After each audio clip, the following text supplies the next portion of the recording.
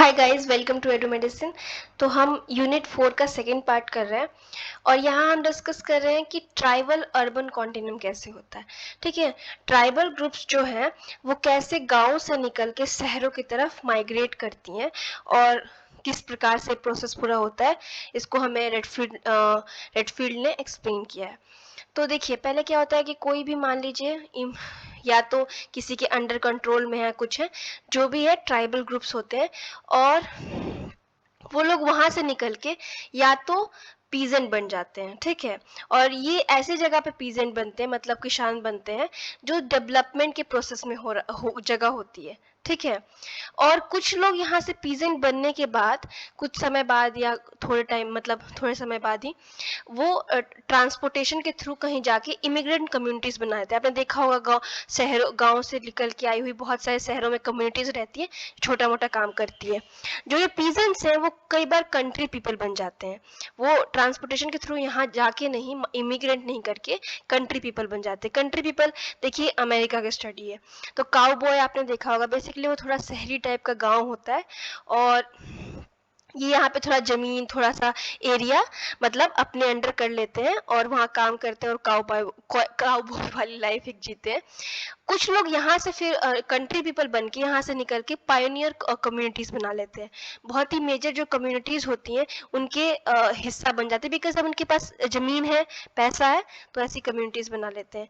एक इधर डेवलपमेंट भी होता है और लेफ्ट साइड, जहाँ पे ट्रांसपोर्टेशन के थ्रू नहीं, ट्रांसप्लांटेड के थ्रू जो माइग्रेशन करते हैं, या तो चाह के या बिना चाहे, और वो डिफरेंट डिफरेंट ग्रुप्स बना लेते हैं जिनको रीमेड फोक या वेस्टिजिनियल फोक या वर्ल्ड नोमैड फोक या जिप्सीज, बुश निग्रोस और अमेरिकन निग्रोस कहा जाता है। बेसिकली अमेरिका की स्टडी है, इसमें कुछ खास ऐसा समझने के लिए नहीं है, बट फिर भी समझना जरूरी है।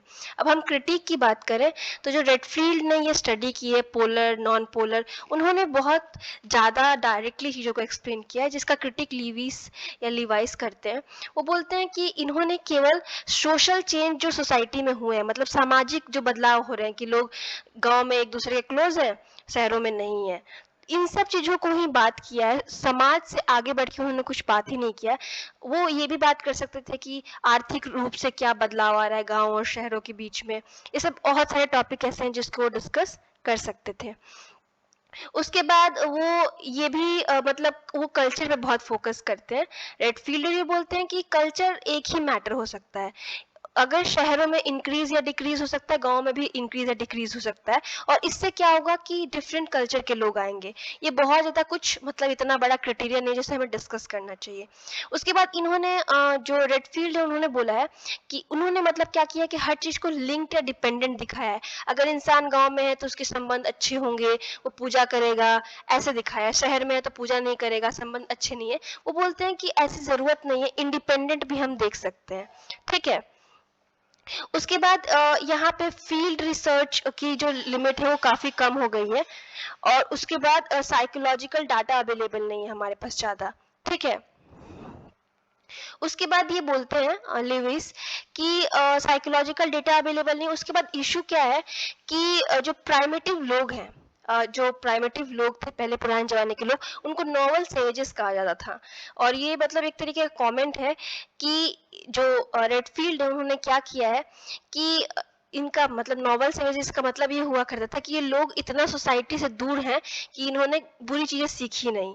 ठीक है, और मतलब इस तरीके से आप समझ लीजिए कि इसको दो पार्ट में डिवाइड कर दिया गया, बुरा अच्छे के पॉइंट ऑफ व्यू से।